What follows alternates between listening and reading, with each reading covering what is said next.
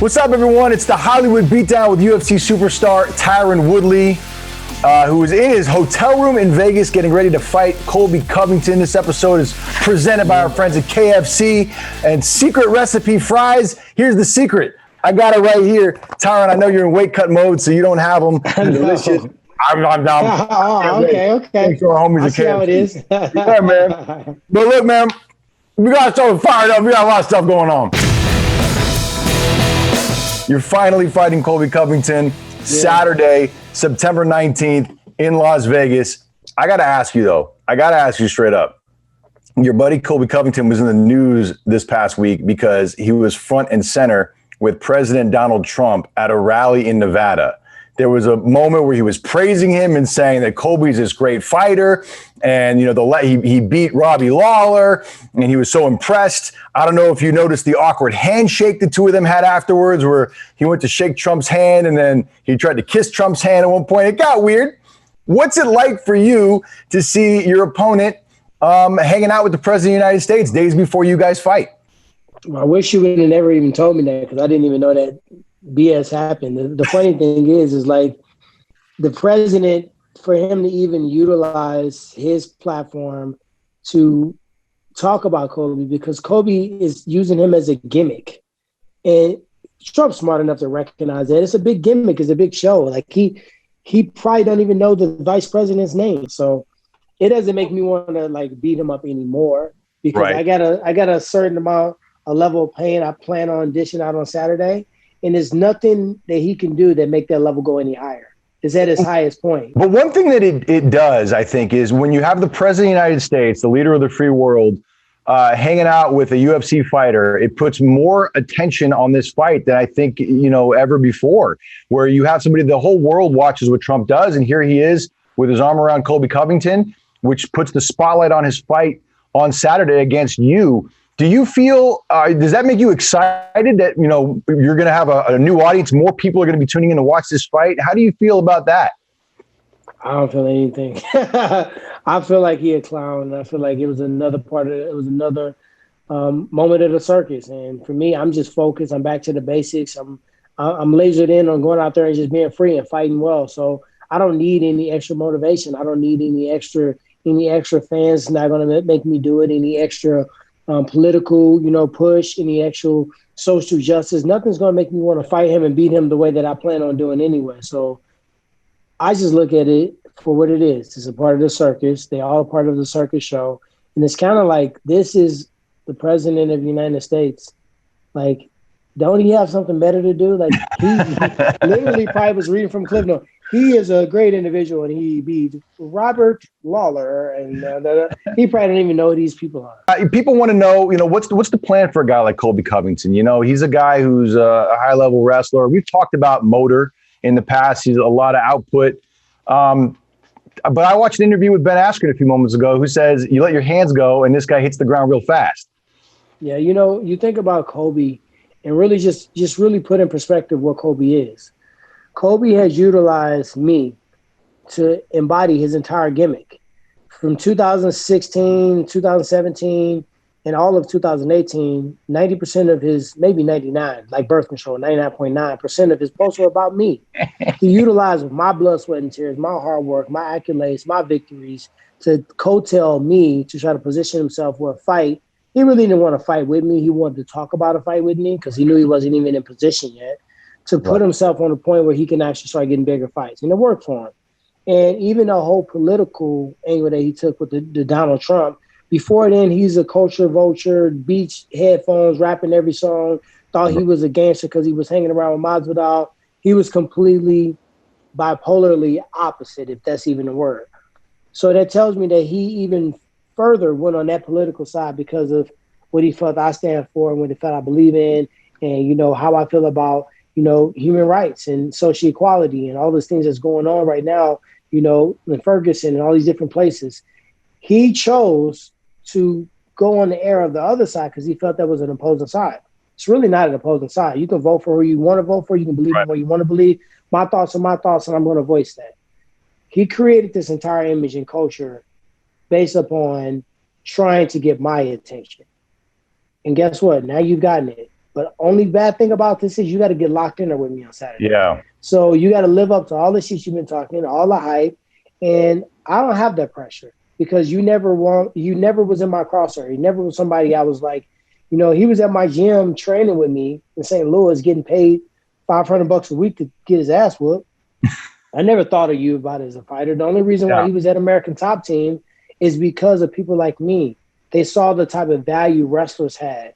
They saw the type of intensity, the mindset, the work ethic. And Dan Lambert, the owner of ATT, enlisted a program where they went out and recruited high-level collegiate wrestlers, which I led. I was the one at the NCAAs with the booth and the table recruiting guys. And, hey, man, when you get done with wrestling, what you thinking next? You going to the Olympics or you want to fight? American Top Team, da-da-da-da. And he was one of the first guys they joined that wave. He should also thank me for that. So instead of what he's done, he really should thank me for a lot of things that, you know, that came his direction and came his way. But we all know that's not going to happen. Let me ask you a question. I mean, I'm listening to what you're saying. I think my takeaway is that the whole MAGA thing with Colby Covington is bogus. It's fake. It's false. It's phony. False. It's a gimmick just to try and. He was in my gym doing the nay-nay. Come on now. Like literally, I got video of it. So who's the real Colby Covington? Colby Covington is a lost soul. He's a selfish individual. He's burned so many bridges. Burned a bridge with John Jones as a roommate, Masvidal as a roommate and teammate and friend, myself, American Top Team, and the list just goes on. He's out of pocket like lint balls, and he's literally chosen to be the heel. And if someone feels a certain way and if they feel like they're racist or whatever, and that's who they are, it's a bad thing. But when you're making yourself that, you're making yourself say bad stuff about Brazil or say something bad about Mike Perry's girlfriend or say something bad about, you know, a different race or politics or something that's, you know, too soon to be commenting that way. It seems like he's like a troll. He's going on purpose after those topics that are very sensitive and he thinks is going to make him some heel. If he really, really was getting attention, he would have 2 or 3 million followers for the amount of time and effort. He don't even have 500,000. Maybe after being up there with Trump, maybe he'll get another 100,000 or something like that. Right. But he didn't get it from the hard work, winning world titles and beating the top guys, and kind of like I did. All right, moving on to a brand new segment. This one is called The Takedown, presented by our friends at KFC and Secret Recipe Fries. KFC is doing this thing where they're trying to take down the competition with their new French fries, which, by the way, are delicious. I'm sorry to make you jealous. I know you're in your fight. Sorry. I had some last week, though.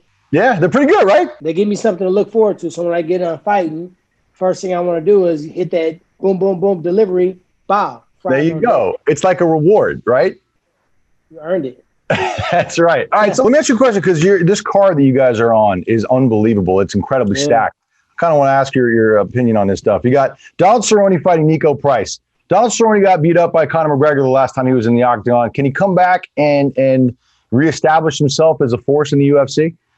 You know, he lost to Conor McGregor, and I think he was not satisfied. And the sport's moving so fast, I don't expect you to be able to keep up with it because I can't keep up with it. But he actually fought Anthony Pettis after that, which was a supposed friend. They had already fought once before. Many people thought that Anthony lost that fight. I thought it was close. Let the judges do their job. But he lost that fight. So now he's like, I want to come back. But Niko Price is kind of hard, a hard, you know, draw of someone to say, hey, man, I want to come back against this kid. He actually standing right across the hallway. And he just walked up to me and said, hey, man, good luck. Saturday, he said, you get out there and do it, man. Do it. So, you know, he kind of gave me love. So I'm going to give him love back. I feel like he has what it takes. He's came back from the depths of the sea so many times in fights, up kicks and everything you can name it. I think he may upset Cowboy Cerrone because he's not scared. He's not going to fight him timidly. He doesn't care about his win bonuses and victories and finishes. You got the return of Johnny Walker in this fight also. Johnny Walker got beat by Corey Anderson the last time he was in the octagon. Can he make a comeback?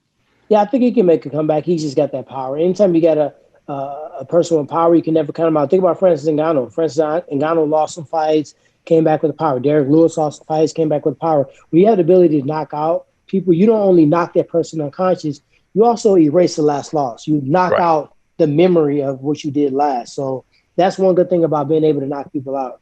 And then a guy that a lot of people are talking about, they're saying he could be the next Khabib, is Khamzat Chimaev, who's fighting your boy Gerald. How do you say his last name? Meerschaert. Don't be so quickly to jump on the bandwagon. Yeah, he's fighting your boy Right, he's fighting Gerald Meerschaert.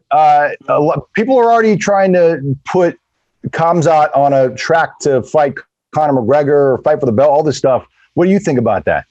I mean, I think it's ridiculous, the Conor McGregor thing, because he's a middleweight. Conor has not ventured towards that weight yet, and he really has not fought an actual welterweight yet. But I think, you got to have something. You got to have something for the people. You got to have some kind of hype train. If he makes it, fine. If he doesn't, it's still a story. It's a story regardless. But Gerald Meerschaert is not the guy.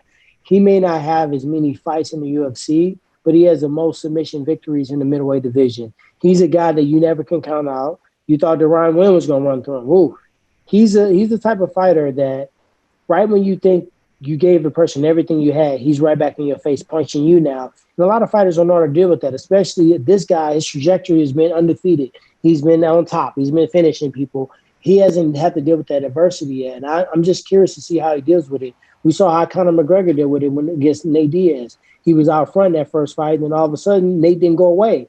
And then Conor wasn't mentally ready to take that. And that's what I'm hoping for in this fight, that Gerald just uses experience, and he goes out there and become victorious. And if he finishes, fine. But if he not, I think there's actually more to be said if he doesn't finish him, because it takes away the controversy. What do you think about Jesse Jess, too? She's fighting as well. Oh, let's bring it up. Go ahead. I'm sorry. It's a lot of fighters on the card that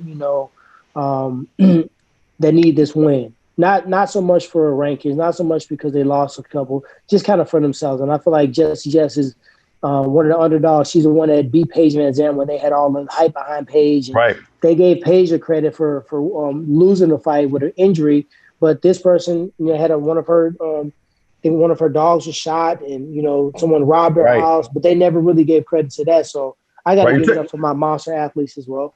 You're talking about Jessica Rose Clark, who's fighting Sarah Alpar. Yeah.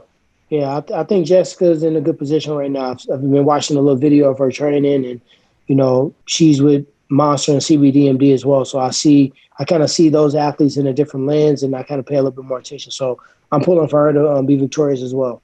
Overall, this is a great card. I mean, I can't wait to watch it. It's a great card. And the good thing about it is on ESPN Plus, and cards like this, when you see me and Colby, you don't have to have known about it for 5 weeks. Right. If I find out today on Wednesday, I'm going to turn it on Saturday. I'm not, no, I'm not watching. I'm not watching because you didn't tell me 4 weeks ago. No, I got to have this stuff planned out. No, you're going to watch.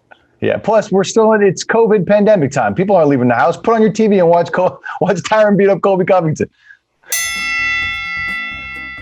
All right, now part of the show where Tyron gets to punch someone in the face and pat somebody in the back. I want to start with the pat on the back. I'm patting you in the back, man. I know this has been something you've been working towards for a very long time. I know you've been focused. I know you've been in the gym. I've seen the videos. I know you brought in Jorge Masvidal. I know you've been taking this thing very, very seriously, and you've been looking forward for this for a long time. And I can't wait to see you fight on Saturday, man. I'm proud of you. You know this. My family supports you. Thank you. We're all behind you. TMZ's behind you, man. We can't wait to see you get back in the octagon.